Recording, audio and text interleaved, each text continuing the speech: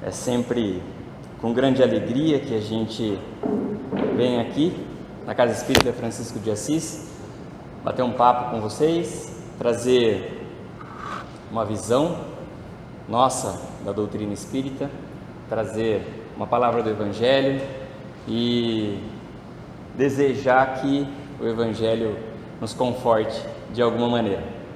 Assim pedimos permissão ao alto para iniciar esse trabalho, desejando que eles fiquem do nosso lado, que nos auxiliem na compreensão, no entendimento e na aceitação das palavras do Evangelho, que a nossa opinião pessoal fique o mais distante possível e que prevaleça sempre os ensinamentos de Jesus e do Evangelho. Essa noite falaremos sobre o capítulo 10 do Evangelho segundo o Espiritismo, e o título do capítulo é Bem-aventurados aqueles que são misericordiosos. Por óbvio, nós não temos a pretensão de esgotar o capítulo aqui, que é imenso, e nem daremos conta no tempo que temos, mas de alguma sorte trataremos de alguns pontos que entendemos importantes para que o nosso coração tenha um pouquinho mais de conforto, um pouquinho mais de alento e que nós tenhamos um pouquinho mais de noção em relação às bem-aventuranças ali proclamadas. Partimos falando do perdão. O perdão objetivado pela doutrina espírita é aquele ensinado por Jesus, que se opõe contra toda conduta e comportamentos violentos, vingativos, agressivos, sendo um dos principais pilares da mensagem amorosa que o cristianismo trouxe ao mundo. Não é exclusividade da doutrina espírita, mas de todos os cristãos. Na doutrina espírita tem a função de mostrar os efeitos de tal conduta amorosa, especialmente quando nos entendemos espíritos que somos, habitando corpos de carne que invariavelmente são perecíveis. Até mais importante que o asseio com o corpo físico, banho, alimentação, proteção contra o frio e o calor. Corpo este que vai se destruir inevitavelmente. É a preocupação com o que somos de verdade, com o nosso espírito que é indestrutível, imortal, que somos na essência, que deveria dirigir a nossa conduta. A doutrina está o tempo todo realçando a verdade sobre nós, mas se analisarmos friamente, veremos que em verdade quem recebe com maior privilégio os cuidados é o corpo físico e não o espírito, que fica relegado para um segundo plano. Cuidamos com grande esmero da higiene, comprando produtos dos mais variados. Pensamos na alimentação da máquina corpórea, evitando os alimentos que sejam prejudiciais à nossa saúde física. No meu caso, vai um pouco além, que eu sou vegano. Vamos à academia para fortalecer o nosso corpo, tudo visando, como diz André Luiz Ruiz, para cuidar de um amontoado de células, que é o que verdadeiramente somos, que vai voltar à condição de matéria decomposta, que vai nutrir em outro momento outros organismos da natureza. Mas a doutrina espírita cristã nos oferece mais do que isso, nos oferece ferramentas que nos levam a pensar de que forma estamos cuidando de quem nós somos de verdade. Como estamos nutrindo nosso espírito, nossa alma? Quais são os alimentos que estamos fornecendo para o seu fortalecimento e melhores condições, maior equilíbrio? Como devemos fazer para melhorar as nossas vestimentas fluídicas, o nosso trato vibratório? Como nos conduzir para termos proteção, não de outros espíritos, os nossos anjos de guarda, os espíritos de luz, mas proteção de nós mesmos? Como nos conduzir diante das adversidades de maneira sábia e serena, de forma segura, que apesar das tormentas externas que virão, nós possamos ter no íntimo equilíbrio. Como fazer para sermos senhores de nós mesmos e não sermos conduzidos pelos impulsos e provocações, vontades e desejos. Como equilibrar os cuidados corpóreos com a conduta recomendável ao nosso espírito. Tudo isso a doutrina espírita nos ensina. Nos mostra, por exemplo, a lei da semeadura e da colheita. Todos nós sabemos, a partir dos ensinamentos, claro, da doutrina espírita, que tudo que nós plantamos, irremediavelmente, nós iremos colher. Se não nessa, numa próxima existência. Se não foi na passada, vai ser nessa aqui. E se não foi na outra que foi passada, foi na nossa última existência, e o que sobrou veio para essa aqui. E se a gente não conseguir resolver, nós vamos colher na próxima. Então a lei da semeadura e da colheita nos deixa claro que é mais importante o que a gente vai fazer hoje, neste momento, com o conhecimento e com o entendimento que nós temos da vida, com o entendimento e o conhecimento que nós temos dos valores espirituais que nos são ensinados. Será que vale mais a pena eu ir à academia do que eu vir na casa espírita, por exemplo? Nós estamos desabonando o cuidado com o corpo físico, mas tem gente que só vai na academia, não vai na igreja, não vem na casa espírita, não vai numa igreja evangélica, não vai no terreiro de Umbanda, não vai em lugar nenhum, não vai no templo budista, só vai na academia. Está tendo cuidado com o corpo, legal, não é desaprovável isso. Mas será que nós não precisamos cuidar do corpo espiritual também? Será que não é necessário a gente cuidar de quem a gente é de verdade, porque o corpo fica? É isso que nós aprendemos aqui na doutrina espírita. Nós somos seres que não se destroem, o nosso espírito é invencível. O corpo físico fica com a morte aqui e o espírito continua. Aquele corpo que a gente malhou a vida inteira vai ficar. Ou alguém tem notícia que o espírito conseguiu levar o corpo malhado junto, o plano espiritual? Fica, gente, fica. Ficou em outra vida se a gente fez isso, e vai ficar nessa também. Agora, o nosso espírito é imortal. Como que a gente está cuidando? Será que nós estamos malhando a nossa moral para que ela fique bem elevada, bem fortalecida, tanto quanto os nossos nervos físicos, né? Será que a gente está lembrando de fazer o bem? Será que a gente está lembrando de praticar a caridade? Será que a gente está lembrando de ser humilde? Será que a gente está lembrando que Deus existe? Será que a gente ora o suficiente? A gente vigia o suficiente? Então a gente tem que ter um equilíbrio. Mais importante até do que cuidar do corpo físico, em demasia, é cuidar do nosso espírito. Se a gente não cuidar do nosso espírito, a nossa evolução espiritual, de nada vai adiantar a gente cuidar do nosso corpo físico. Então, semeadura e colheita, né? Para a gente lembrar aí. Outro ensinamento importante da doutrina espírita: a cada um segundo suas obras, né? Então, o que é que nós estamos fazendo? Precisamos fazer essa reflexão. Antes de dormir, faça um balanço. Faça um balanço, pelo menos do dia. Não dá para fazer um balanço da vida inteira, né? No meu caso, se eu for rememorar os 23 anos de vida que eu tenho, eu não vou conseguir rememorar, né? Numa noite só, não é possível. Mas do dia talvez seja. O que eu fiz de bom hoje? Qual foi a atitude de bem que eu tive para alguém hoje? Qual foi a atitude caridosa que eu tive com alguém hoje?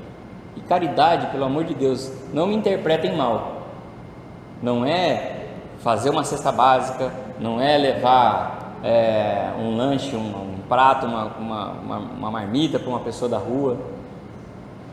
Não é isso. Pode ser isso também, mas não é isso, só isso, né? A caridade, ela tem muitas facetas.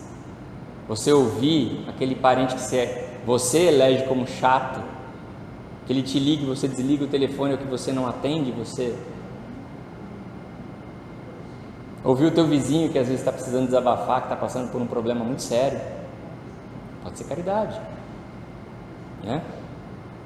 Procurar saber se o seu vizinho está bem, se ele está vivo. Depois da pandemia, tem gente que não sabe nem se o vizinho está vivo ainda. Se preocupar com a tua família. Procurar fortalecer os laços familiares. Procurar quebrar as barreiras que muitas vezes a gente levanta, né, de um ser para o outro. E não precisa ir longe não, às vezes é dentro de casa mesmo. Muitas vezes a gente cria um paredão assim entre a esposa e o marido e a esposa, os filhos, entre os irmãos. Estou falando de coisas que eu vejo na minha vida, na minha família. Não estou falando da vida de vocês que eu não conheço. Mas cada um pode identificar dentro da sua existência os problemas que tem. Muitas vezes a gente cria essas barreiras. E essas barreiras, se a gente conseguir desmanchar e vencer essas barreiras, a gente já vai estar fazendo caridade. Então a caridade ela tem muitas facetas, né? Então, a cada um segundo suas obras. Vamos fazer um balanço essa noite, quando a gente for dormir, das nossas obras? Importante, porque segundo as nossas obras, e segundo o primeiro lembretinho, né, da lei da semeadura e da colheita, segundo as nossas obras de caridade é que a gente vai ter colheitas. Então vejam que uma coisa está ligada à outra. Então a gente precisa cuidar aí, né, das nossas obras também. Outro lembrete da doutrina espírita para nós: não devolver o mal com o mal, pois a gente se tornaria o algoz, sendo pior do que aquele que iniciou a ofensa ou a agressão contra nós. Jesus não dizia que era para a gente oferecer uma face quando alguém acertasse, né? Oferece a outra face quando alguém te acertar uma face, né? Será que Jesus estava falando literalmente assim? Quando alguém te dá um tapa no rosto, você vira e fala, agora você bate aqui?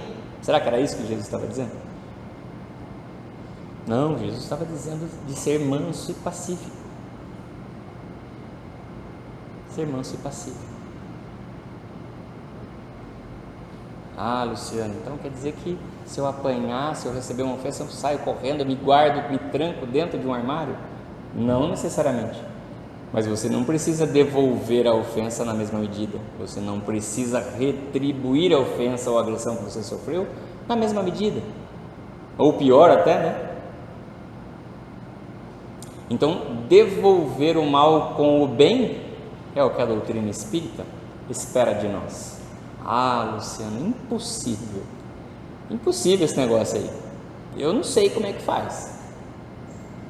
Vem nas palestras. Frequenta a casa espírita.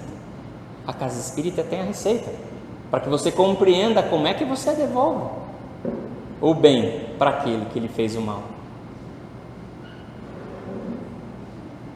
Se você compreender uma palavrinha que soa estranha, às vezes na primeira vez que a gente ouve, se você compreender essa palavrinha, que é a indulgência, se você compreender o que é a indulgência, fica fácil de devolver o bem para aquele que te pratica o mal, porque através da indulgência a gente não enxerga o defeito do outro, a gente compreende muitas vezes que o outro está numa posição e num momento espiritual pior do que o nosso, muitas vezes um passo atrás do entendimento que você tem. E aí você, quando você compreende que você não é melhor do que ele, que ele pode estar um passo atrás do seu entendimento, você não vai devolver o mal que ele te fez com o mal, não na mesma medida, e de forma alguma você vai desejar que ele tenha o bem, que ele receba o bem. E aí a gente volta lá na primeira dica, lei da semeadura e da colheita. Ele pratica o mal, é responsabilidade dele, ele vai colher de acordo com o seu plantio. E se você devolver o mal, o que você está plantando? Então, vejam que a doutrina espírita ela é toda amarrada com os ensinamentos de Jesus. Ela faz com que nós compreendamos com convicção os ensinamentos de Jesus. Não fica nenhuma pontinha solta. Então, quando a gente devolve o bem para aquele que nos pratica o mal, a gente está plantando o bem em nosso favor. A nossa colheita será uma colheita de sucesso. Então, mais essa dica aí da doutrina espírita, né? E seria um contrassenso também a lei do amor se a gente devolvesse o mal, né? Quando alguém pratica o mal contra a gente, né? Porque a gente estaria fora da lei do amor, né? E da caridade. Entra aí a lei do perdão, pois aquele que pratica o mal semeia para si mesmo colheita futura e deverá reparar no momento oportuno todo o mal causado a outrem. Por meio da justiça divina, e não justiça falha dos homens, né? Que encarcera a pessoa durante um período de tempo para pagar pelos seus erros. Será que a justiça divina é assim também? Ela vai prender alguém em algum lugar e aí ele fica lá um período preso para poder pagar o mal que ela fez? Não. A justiça divina só se satisfaz com a reparação. Então, todo mal causado pelo outro ou por mim só vai ser liquidado dentro da justiça divina. Esse acerto de contas, ele só vai acontecer verdadeiramente através da reparação. Então veja, quando alguém lhe pratica o mal e você devolve com o bem, você ficou com alguma coisa para reparar? Ficou? Não, você está fazendo um plantio do bem. O outro sim, mas aquilo é responsabilidade dele, das ações dele. Então ele fez o mal, está plantando o mal, ele vai ter que reparar em algum momento. Não é que ele vai ser castigado, porque às vezes a gente fica com aquela impressão assim, né? Ah, mas quem faz o mal, Deus castiga, né? Será que Deus, que é infinitamente justo e bom, vai castigar alguém? Vai falar assim, não, você fez aqui tal coisa, você vai receber essa coisa aí, seja em algum momento. Será que Deus é vingativo? Não existe esse Deus vingativo. A doutrina espírita é muito clara e transparente. Deus é infinitamente justo e bom. Nós temos consequências das ações que nós fazemos. Ponto. Não é vingança. Não está castigando. Deus não vai castigar ninguém pelos seus atos. Apenas a gente colhe o que a gente planta. Então, através da reparação é que a justiça divina se satisfaz. Aquele mal praticado hoje, inevitavelmente, nós teremos que reparar amanhã. Nós não vamos receber nada de troco, né? Ah, olha, você fez aqui para mim, você vai receber isso aí daqui a pouco. A doutrina espírita falou lá que você vai pagar. Não, não é assim. Você vai ter que reparar. Através da ação reparadora é que aquele mal plantado vai ser colhido, tá? Aquele que pratica o mal causa sofrimento a outrem, mostrando que tem dentro dele a falta de entendimento do amor, como a gente já disse. Aquele que recebe o mal e que perdoa, deixa de semear mais sofrimento em seu próprio caminho, demonstrando assim que o seu eu interior está melhor, que não se igualou ao seu agressor, que permitiu-se passar por cima das situações dolorosas, sem cometer ou revidar os mesmos desatinos daquele que o agrediu. Então vejam que somente com a ação de devolver o mal sofrido com o bem, a gente já pode entender que a gente já está um pouquinho melhor, que a gente já compreendeu essa lição tão importante que a doutrina espírita trouxe para nós, que é a lei do amor. Porque quando a gente compreende a lei do amor, a gente não é capaz de fazer o mal para alguém, mesmo que a gente queira. A nossa índole é contra praticar o mal, mesmo que às vezes você fique enfurecido na hora que você é agredido verbalmente, fisicamente, espiritualmente. A lei do amor não permite, quando bem compreendida e quando bem sedimentada no nosso coração, que a gente pratique o mal contra alguém. E a gente, através daquela palavrinha, né? Através de compreender que a gente não consegue enxergar no outro maldade, e sim que ele está em um momento espiritual diferente do que o nosso, quando a gente compreende isso, a gente pratica a lei do amor e da caridade. Ah, Luciano, falando assim parece que é tão simples, né? Parece mesmo. Parece que é simples. E é desde que a gente compreenda a lei do amor e da caridade. Ah, Luciano, eu não estou conseguindo ainda devolver o bem quando eu sou agredido, quando eu sou ofendido. Então, precisa estudar um pouquinho mais. Estude um pouquinho mais a doutrina espírita. Estude um pouquinho mais os ensinamentos de Jesus. Ah, Luciano, que livro você me recomenda? O Evangelho. Aí, facinho, tem um monte ali para vender, usado, novo. Dia 10 agora de março vai começar a educação mediúnica. E dia 10 de março começa o curso de educação mediúnica.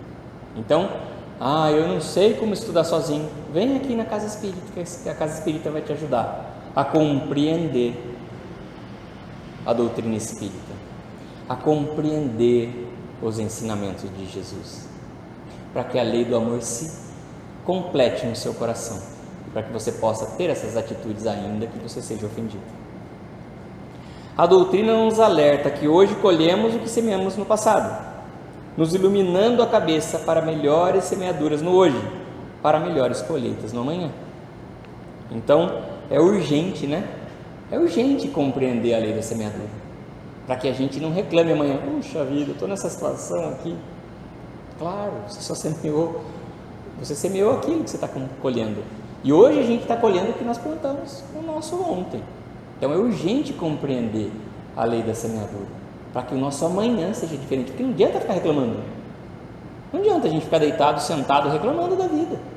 Se a gente não compreender que a nossa atitude precisa ser diferente hoje, para que amanhã a gente seja mais feliz, para fortalecer o nosso corpo espiritual, para fortalecer a nossa alma. O perdão que Jesus nos ensina não é aquele cenário mentiroso que criamos para fazer de conta que perdoamos.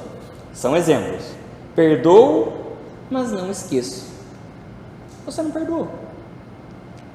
Perdoo, mas a pessoa há de pagar o mal que me fez. Compreendeu errado a lei da semeadura e da colheita. Perdoo, mas não quero ver nem pintado de ouro. Perdoou coisa nenhuma, né? Perdoo, mas Deus é Pai. Ainda põe Deus no meio, né? Mas Deus é Pai e há de se vingar por mim. Que perdão é esse? E esse não é o perdão ensinado por Jesus. Não é o perdão que a doutrina espírita explica, traduz dos ensinamentos de Jesus. Tudo enganação, tudo fantasia, se assim a gente estiver compreendendo e se assim a gente estiver procedendo. Vejam que é urgente então compreender, né? A lei do perdão, que mostra de verdade quem nós somos. Se a gente fizer, sabe aquele exercício que nós vamos fazer hoje à noite antes de dormir? De fazer uma análise das nossas ações do dia, para aqueles que conseguirem da semana, e para aqueles que tiverem um pouquinho mais de habilidade do mês, é essa análise de consciência que mostra se a gente está sendo verdadeiro, ou se a gente está sendo enganado por nós mesmos. Porque às vezes a gente acha que a gente tem um bom procedimento, né? E muitas vezes, fazendo essa análise de consciência, esse exame de consciência, antes de adormecer, a gente vai ver que a gente não é bem assim. O que muitas vezes temos é uma aparência de bem, e achamos isso mais importante do que o bem em si. Então essa aparência de bem, sabe? Eu perdoo, mas não quero ver mais na minha frente. Eu perdoo, mas Deus há de se vingar. Eu perdoo, mas eu não quero nem ver pintado de... Essa aparência de achar que a gente é bem, que a gente é bom, que a gente tem o bem dentro da gente, é enganosa, fantasiosa. Então a gente tem que tomar cuidado. Aparentamos muitas vezes seres misericordiosos, mas agimos como criaturas vingativas. Com essas mentiras que contamos de nós para nós mesmos, adiamos a possibilidade de sentir verdadeiramente o sentimento de paz, de amor que nos aguarda, quando afastamos de nós todos os tipos de ressentimentos, quando podemos dormir em paz, pois não ferimos mais com as mágoas que eventualmente queriam nos causar. Ainda que a contragosto, deixamos passar aquela agressão, aquele mau jeito que nos dirigem às vezes, aquele que nos tratou de maneira injusta, segundo os nossos conceitos. Porque o conceito de justiça e de injustiça do ser humano é complicado. O que é justo, muitas vezes no nosso entendimento, não é justo para Deus. O que é injusto, muitas vezes no nosso entendimento, não é injusto para Deus. Se a gente pensar na lei de causa e efeito, na lei de ação e reação, a gente vai entender isso. Luciano, como é que você explica que uma criança nasceu com uma deformidade congênita no cérebro, por exemplo? Essa criança acabou de nascer. Se você tiver um entendimento de que a vida começa no berço ou no ventre e que termina no túmulo, ok, tá certo, criança não fez nada. Mas se você compreender o que a doutrina espírita nos ensina e nos explica sobre a reencarnação, que nós evoluímos espiritualmente através de reencarnações sucessivas, você vai compreender que aquela criança que nasceu privada muitas vezes da sua condição perfeita cerebral, está colhendo um plantio de vida anterior.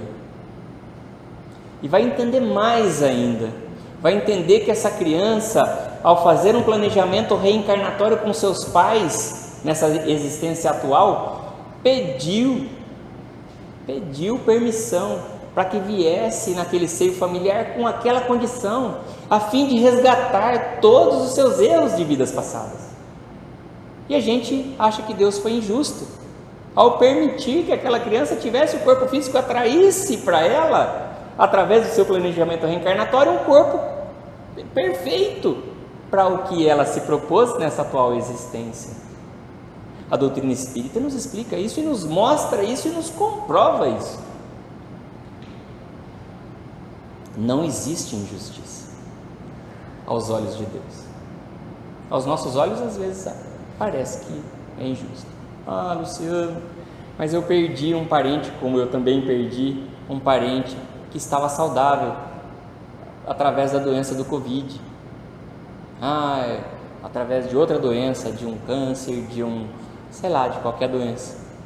Perdi uma pessoa jovem, eu perdi, tenho um primo que tem mais ou menos a mesma idade que eu tenho, e tinha 2 filhos de 20 e poucos anos, eu não sei exatamente a idade dos meninos. Um deles faleceu agora em janeiro, 20 e poucos anos. Vítima de determinada doença que não vem ao caso, né? Descobriu, passou mal, foi para o hospital, ficou internado e veio a óbito, 20 e poucos anos. Deus foi injusto. Será que Deus foi injusto? Nós não conhecemos exatamente a história desse ser. Nós não sabemos o que é que se passou nas suas vidas anteriores. Nós não temos como eleger como justiça ou como injustiça as coisas que acontecem na nossa existência. Não dá. O nosso conceito é muito equívoco. Nós temos que confiar em Deus, nas leis divinas.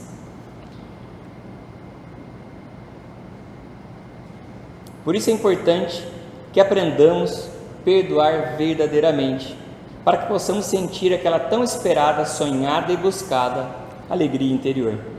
Por isso o perdão para todos na terra é uma das chaves essenciais para que o alimento do Espírito nos abasteça, mais do que o alimento que a gente come para sustentar o corpo físico, que vai sem dúvida alguma perecer em algum momento nessa reencarnação, diferente do nosso espírito, que vai deixar as vestes materiais aqui e vai seguir para um outro plano, vai carregar com ele as impressões dessa última vida, vai se reencontrar com o seu espírito verdadeiro, vai identificar, depois de partir aqui do plano físico, vai se encontrar com o seu eu de verdade, vai poder fazer esse exame de consciência que a gente está sugerindo aqui para esta noite.